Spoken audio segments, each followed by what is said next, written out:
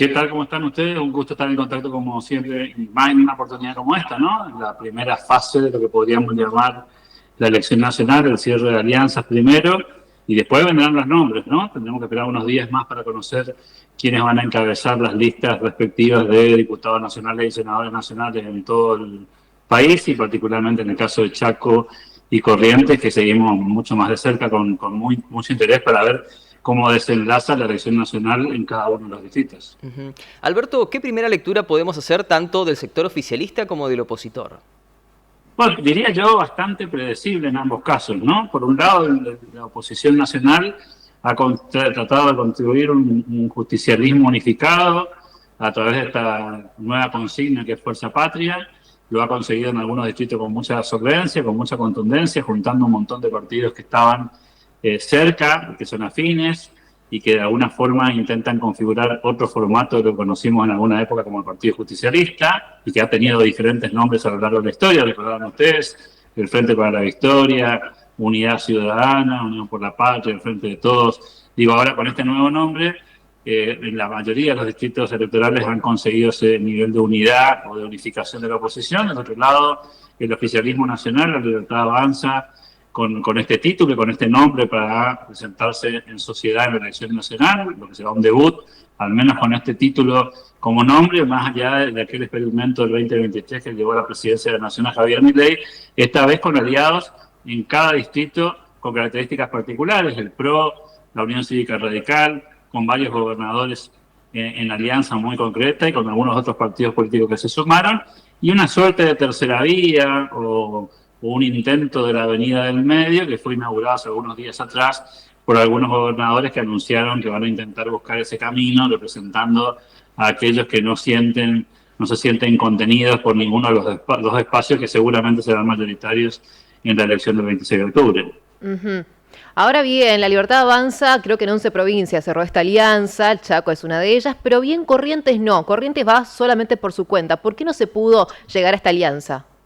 Quizás porque la elección provincial de Corrientes, que es el 31 de agosto, en la que se define gobernador y vice y se eligen 73 intendentes, es una elección ejecutiva en la que tampoco hubo acuerdo en el ámbito provincial y quizás por esa razón no se vio replicado lo que pasó en el Chaco en la provincia de Corrientes, porque aquí sí hay una disputa de orden local de otras características. No nos olvidemos que hay dos provincias que este 2025 eligen gobernador y vice, que son Santiago del Estero y Corrientes. El resto de los distritos en Argentina, las otras 22 jurisdicciones, eligen gobernador recién en 2027. Eso probablemente haya sido un elemento distorsivo a la hora de la conversación y por eso quizás no tuvimos en la provincia de Corrientes un acuerdo de esa característica. La estrategia local fue otra y por eso probablemente nos encontramos en Corrientes con este cierre que nos mostró casi una especie de espejo de lo que fue el cierre de las alianzas provinciales para la elección local. Ujú. Alberto, que el PRO haya quedado subsumido al nombre de La Libertad Avanza, ¿implica una desaparición de este espacio político? Bueno, eso va a depender mucho del comportamiento electoral que veamos ahora, primero en la elección de la provincia de Buenos Aires el 7 de septiembre. No olvidemos que en ese distrito también hay una alianza electoral entre el PRO y la Libertad Avanza, y habrá que ver el comportamiento jurisdicción por jurisdicción, porque en muchos lugares el PRO tiene intendentes propios, y habrá que ver el desempeño, la performance en ese caso. Y obviamente después veremos cómo se terminan conjugando esto. Uno tiene la percepción a priori de que hay un camino hacia una suerte de fusión entre estos dos espacios políticos, ¿no? De hecho, si miramos muy atentamente, nos vamos a dar cuenta que Patricia Bullrich fue la última candidata a presidente de la Nación que ganó la PASO por ese espacio político, en ese momento Juntos por el Cambio, pero básicamente la presidenta del PRO. Hay otros varios actores de ex dirigentes del PRO que están militando ya en la Libertad Avanza, que se han enrolado abiertamente en ese partido político, y veremos qué pasa en este proceso transitorio. También habrá que mirar el comportamiento en la ciudad de Buenos Aires. No nos olvidemos que ahí gobierna el PRO la ciudad, pero que han disputado en la elección local con la Libertad Avanza. Ha triunfado la Libertad Avanza en la elección de medio término de la ciudad de Buenos Aires, y eso obviamente también de alguna forma interfiere en ese vínculo, que no es fácil, que no es sencillo, porque claro, el PRO percibe que en el mediano plazo podría perder identidad, potencia, si el gobierno nacional sigue avanzando en sus logros económicos y los puede replicar en lo electoral. Ujú.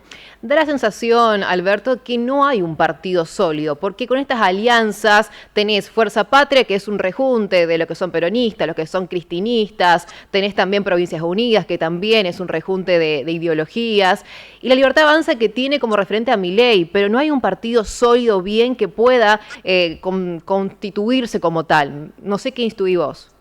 Bueno, ahí hay dos factores interesantes para analizar. Uno es la crisis de representación de los partidos políticos, que no es nuevo en Argentina, ¿no? Tiene una historia bastante larga. Si quisiéramos ponerle una fecha de función, te diría de los 90, en las que los partidos políticos funcionaban como tal, tenían debate interno, había una discusión que iba más allá de lo electoral, funcionaban como una especie de usina de ideas. Hoy eso no ocurre, los partidos políticos son meramente una representación electoral y se activan fuertemente cuando estamos frente a la proximidad de un proceso electoral, y el resto del tiempo el partido puertas adentro tiende a esfumarse, a desaparecer, y eso no es patrimonio exclusivo de un solo partido político, sino que sucede bastante transversalmente en toda la República Argentina. Y el otro factor es el crecimiento gigantesco de las figuras políticas en términos individuales, ¿no? Los actores políticos concentran la atención de la sociedad y no los partidos como una institución intermedia que representa un espacio ideológico o una forma de ver la política.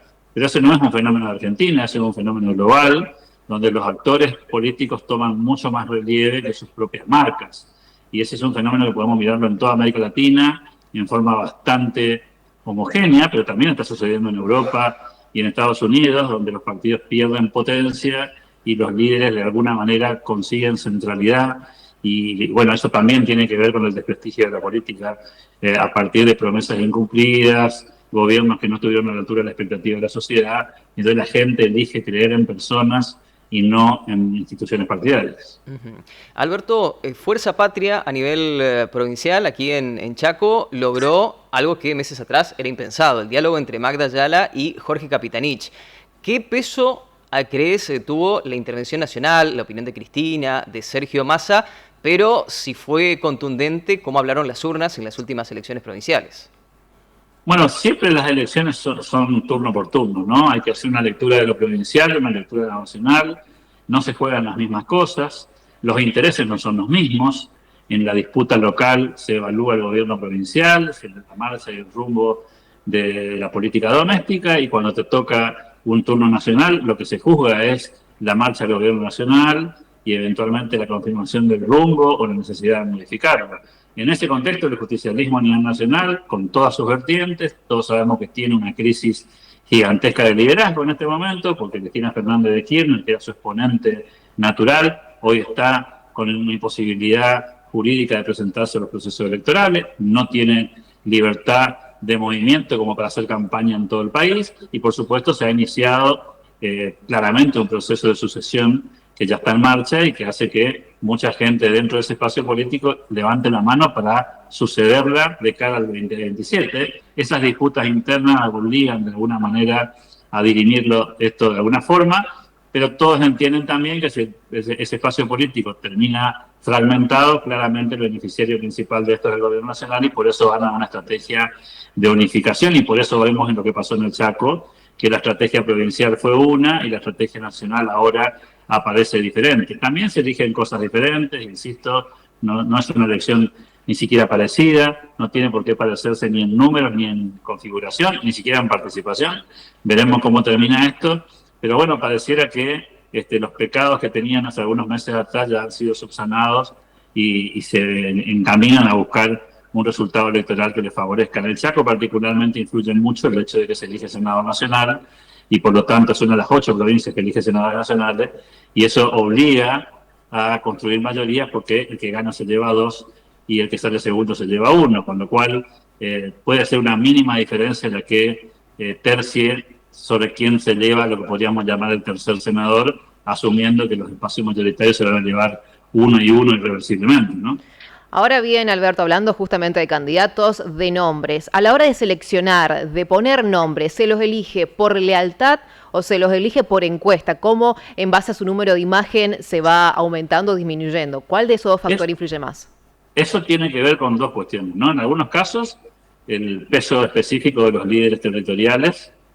Quizás este año, a diferencia de otras elecciones, en el justicialismo haya, si se quiere, más apertura a la hora de la toma de decisiones y los jefes territoriales tengan un poco más de volumen que cuando, por ejemplo, gobernaba Cristina Fernández de Kirchner, que todos sabemos que en muchos casos terminaba dando indicaciones de quién debía ser el candidato en cada distrito. En el caso puntual de este año, creo que en cada lugar del país el peronismo va a tratar de utilizar algún criterio local para tratar de fortalecer sus bancas en el Senado y en la Cámara de Diputados. Hay actores que miden más y por lo tanto van a buscar encabezar las listas. En otros lugares, sin esos liderazgos tan claros, van a intentar poner figuras nuevas o tratar de renovarse un poco para mostrar también renovación hacia afuera. Esto es distrito por distrito, una cosa va a pasar en el Chaco, otra distinta va a pasar seguramente en Corrientes. Hoy todavía hay muchas incógnitas sobre los nombres porque, claro, habría que cerrar este espacio de las alianzas y en el oficialismo nacional puede pasar algo diferente, porque ahí en casi todos los distritos la Libertad Avanza va a tener la potestad de encabezar listas y en ese caso seguramente el gobierno nacional tendrá un fuerte peso a la hora de tomar decisiones respecto a los nombres de los candidatos que le ofrece a la sociedad. Yo me permito discrepar un poco con esta idea de que los nombres van a pesar mucho. Yo creo que lo que se dirime en esta elección del 26 de octubre son modelos de gestión y particularmente modelos de gestión nacional, a favor o en contra, y no sé hasta qué punto van a gravitar los candidatos o los nombres de los candidatos ni a favor ni en contra. Por supuesto, hay mejores candidatos y peores candidatos, los mejores te levantan un poco la vara, los peores te la bajan, pero no creo que haya sinceramente una gran diferencia muy significativa en las provincias respecto a si el candidato es mejor o peor para evaluar la performance definitiva, que la gente me parece que va a terminar votando por lo nacional y no por lo local. Y otro tema importante son las candidaturas testimoniales, que hay mucho de eso. Bueno, seguramente van a aparecer muchos, ya aparecieron en la elección de la provincia de Buenos Aires, en varias provincias de Argentina se utilizó ese mecanismo, pero ahí es la gente la que tiene que decidir, ¿no? Creo que los partidos pueden intentar hacerlo. Hay mucha experiencia fallida en esto. Algunos recordarán aquella elección nacional en la provincia de Buenos Aires, en la que fueron de candidato Daniel Scioli, Néstor Kirchner, Sergio Massa, y que fue finalmente un papelón porque la sociedad terminó rechazando esa dinámica. Lamentablemente todavía esas malas costumbres de estafar a la sociedad están muy instaladas en muchas organizaciones políticas y todavía entienden que es un juego casi de engaños naturales, pero bueno, eso depende mucho más de la gente que de los partidos, ¿no? Si los partidos políticos hacen eso, es porque la gente no castiga. Si la gente castigara con más contundencia este engaño a la sociedad, probablemente los partidos no apelarían a ese tipo de ideas, ¿no? ¿Considerás una candidatura testimonial como una estafa, Alberto? No tengo ninguna duda. Es decir, si vos te presentás a un cargo que sabés a ciencia cierta que no lo vas a asumir, y en algunos casos puede ser una presunción. Por ejemplo, en la provincia de Buenos Aires está Magario como candidata legislativa en la provincia de Buenos Aires, siendo que es vicegobernadora. Yo puedo presumir que no va a asumir como legisladora y que va a seguir siendo vicegobernadora, pero es una presunción. En otros casos, que puede llegar a ser el caso de Chaco, bueno, si tenemos una persona que ya fue electa para un cargo y se presenta para otro cargo, la pregunta es si gana los dos cargos, claramente va a asumir uno, no puede asumir los dos. Así que a alguna parte del electorado ha estafado, o antes o después. Y eso, por supuesto, me parece que es un dato que no debería pasar por alto a la gente, ¿no? Alberto Medina Méndez, muchísimas gracias por su tiempo. Es un tema que va seguro dar hasta octubre mucho por hablar, así que estaremos en contacto seguramente. Muchas gracias. Hasta pronto y gracias por el tiempo.